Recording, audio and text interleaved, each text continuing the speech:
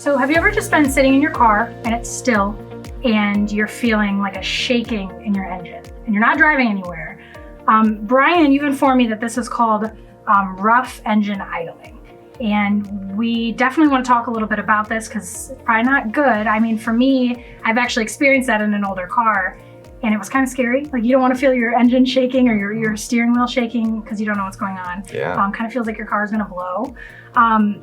What causes this? Well, so there's several causes for a rough idle. Yeah. And it could be a spark plug wire, a bad spark plug, a bad fuel injector, a mechanical problem, an engine mount, even a transmission problem could cause it to kind of feel that way, to give you that symptom. But nevertheless, it's not normal and it's not good. And most of those situations could be damaging to other emission components. And bad gas mileage and potentially leave you stranded somewhere, depending which one of those problems it is. So it's definitely not a good thing. Thankfully, something it's to mess with. not a super common thing. Yeah, so that would be a great symptom or warning sign, like it's got a rough idle or it's running rough at any time. I better get this thing in as soon as I can. Usually that would be accompanied by a check engine light coming on or even flashing. And of course, truly, if it's a misfire, the check engine light would be flashing. If you get flashing check engine light, you stop driving the car. You shouldn't be driving it at all. Yeah, you just stop driving because it is damaging emission components. Okay.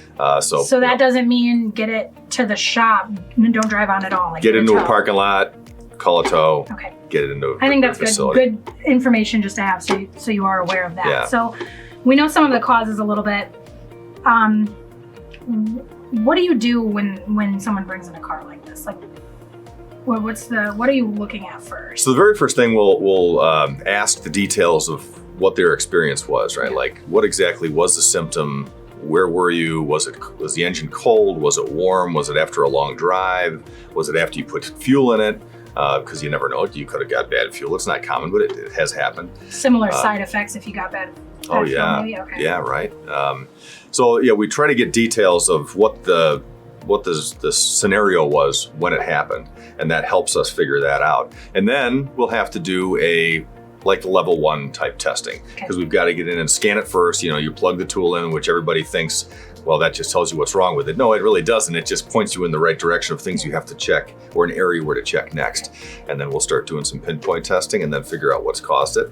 Okay. And then we can recommend a solution. Okay, awesome. Well, thank you so much for letting me know a little bit more about kind of what could be Certainly. causing that. And obviously that's something that you don't want to mess with.